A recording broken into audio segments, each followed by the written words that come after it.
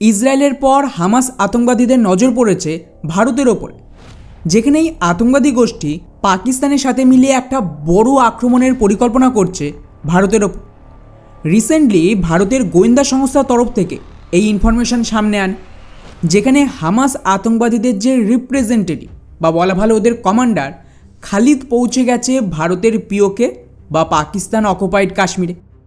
আজ মানে 5ই ফেব্রুয়ারি পাকিস্তান প্রতি বছর কাশ্মীর সলিডারিটি ডে পালন করে, আর এর আন্ডারেই আজ পিওকের ভেতর একটা বড় গ্যাদারিং হবে, যেখানে সমস্ত টপ আতঙ্কবাদী গোষ্ঠী মানে জৈশে মহম্মদ, লস্করে তৈবা আর বাকি যে সমস্ত ছোট ছোট গোষ্ঠী রয়েছে এদের লিডারশিপ এক জায়গায় আসবে, এবং এখান থেকেই কিন্তু ভারতে পরবর্তী হামলার প্ল্যান রেডি হয়। এবার এই অনুষ্ঠানে প্যালেস্তাইনের আতঙ্কবাদী বা ওদের ভাষায় বললে গাজাপট্টির যে সরকার রয়েছে হামাসের কমান্ডার তারা এখানে সামিল থাকবে প্রধান অতিথি হিসেবে।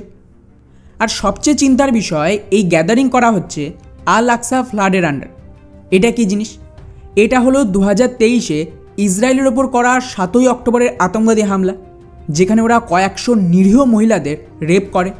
700-র বেশি ইসরায়েলি ইহুদি, যার মধ্যে মেইনলি বাচ্চার মহিলারা ছিল, তাদেরকে মেরে ফেলে। এখন গোয়েন্দা সূত্রের দাবি যে এই সেম ধরনের একটা হামলার প্ল্যানিং হচ্ছে কাশ্মীরের ভেতর। আর রিপোর্ট আসছে যে জৈশে মহম্মদ আর হামাস মিলিতভাবে একটা ইসরায়েলের 7ই অক্টোবরের মতন হামলা ভারতের বিরুদ্ধে প্ল্যান করছে। আর এর ওপর প্রচুর আর্টিকেল পাবলিশ হয়েছে গত 2 দিন। আর যারা আপনারা আমার পুরনো ভিউয়ার তারা অলরেডি জানবেন এমন কিছু যে হবে সেটা আমি 1 বছর ধরেই বলে আসছি। আমেরিকার ডিপ স্টেটের নেক্সট টার্গেট ভারতকে কোনো কনফ্লিক্টে ঠেলে দেওয়া, হয় ওরা বাংলাদেশ না হলে পাকিস্তানের সাথে যুদ্ধ চাইছে।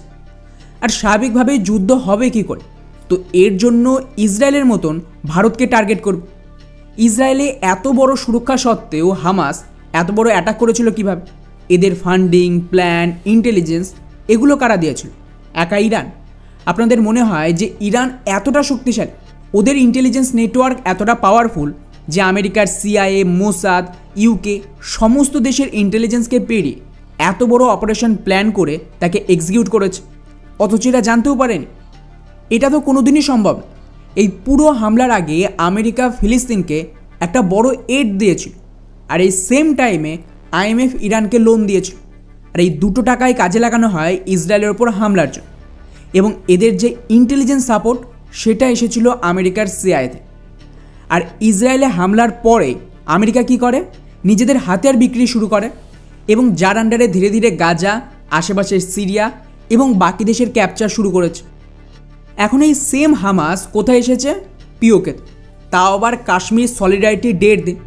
অর্থাৎ এটা একটা সিগন্যাল যে খুব তাড়াতাড়ি কাশ্মীর বা ভারতের বাকি রাজ্যে কোনো না কোনো টেরর অ্যাটাক হবে। অ্যাটাক এতটা বড় হতে হবে যাতে ভারত বাধ্য হয় পাকিস্তানকে জবাব দিতে, কারণ 2জন বা 3জন মরলে কোনোদিনই যুদ্ধ হবে না। ইসরায়েলের মতন বড় অ্যাটাক চায়, আর হামাসের কাছে তো তার অভিজ্ঞতা রয়েছে, এবং হামাসকে কাজে লাগিয়ে পাকিস্তানের বাকি আতঙ্কবাদী জৈশে মহম্মদ, লস্করে প্রিপেয়ার হচ্ছে। কিছু মিডিয়াতে এমনটা দাবি করা হচ্ছে যে ফিলিস্তিনের হামাস আতঙ্কবাদীরাও হয়তো এখান থেকে লড়বে, বাট পার্সোনালি আমার মনে হয় না যে হামাসের এখানে প্রয়োজন রয়েছে ফাইট করার জন্য, আর না ওরা এখানে এসে লড়তে পারবে, কারণ মেজরিটি আতঙ্কবাদীদের ইসরায়েল খতম করে দিয়েছে। আর তাছাড়া পাকিস্তানের কাছে ফিলিস্তিনের তুলনায় 100 গুণ বেশি বড় আতঙ্কবাদীদের ফোর্স রয়েছে।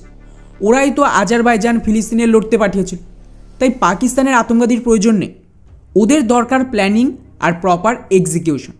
আর হতে পারে যে এই জন্যই হামাসের লিডার এখানে এসেছে। আপনাদের জানিয়ে রাখি, এটা কিন্তু প্রথমবার নয়। এর আগে অলরেডি গত অক্টোবর মাসেও পাকিস্তানের ISI একটা টিম কাতারে গিয়েছিল। ওখানে গিয়ে হামাসের লিডারশিপের সাথে মিটিং করে এসেছিল। সেই সময়ও অনেক হইহল্লা হয়েছিল। আর তারপর ডিরেক্টলি এখন পিওকেতে মিটিং। এখানে বলা হচ্ছে যে পাকিস্তানের ISI, পিওকের যে সো কল্ড অবৈধ প্রধানমন্ত্রী রয়েছে তারাও সামিল থাকবে, এবং এখান থেকে ওরা নেক্সট অপারেশন লঞ্চ করবে। ফলে বলা মুশকিল যে এখানে কী ধরনের অ্যাটাক ওরা করতে চাইছে, কোন দিক থেকে অ্যাটাক হবে। কারণ রিসেন্টলি বাংলাদেশের সাথেও মিটিং চলছে, পাকিস্তানের ডিরেক্ট ফ্লাইট শুরু হচ্ছে, ভিসা রেস্ট্রিকশন সরিয়ে দিয়েছে। ISI চিফ বাংলাদেশের ভেতরে গিয়ে রংপুরে, যেটা ভারতের চিকেন নেকের কাছে, সেখানে ভিজিট করেছিল। ফলে কাশ্মীরের যা সিকিউরিটি রয়েছে ওদিকে এত বড় হামলা করা তো একটু মুশকিল আছে। চিন্তা হচ্ছে যে ওরা কাশ্মীরে কিছু করতে না পারলে হয়তো বাংলাদেশের তরফ থেকে কোনো বড় অ্যাটাকের চেষ্টা করবে। বাংলাদেশের সাইডে ভারতের সিকিউরিটি এতটাও মুশকিল নয় যে একটাও টেরর অ্যাটাক করা সম্ভব নয়। এখানে অনেক বেশি ওদের অ্যাসেটস রয়েছে যাকে মোবিলাইজ করে সহজেই টেরর অ্যাটাক করানো সম্ভব। এখন ভারত সরকার আর আমাদের এজেন্সি তো হাই অ্যালার্টে রয়েছে, দেখা যাক যে এটাকে নিয়ে আর কি ইনফরমেশন সামনে আসে। তবে ওভারঅল এটা একটা মারাত্মক পরিস্থিতি। আর আমি বহুবার বলেছি যে ডেফিনেটলি ডিপ স্টেট এবার ভারতকে টার্গেট করবে।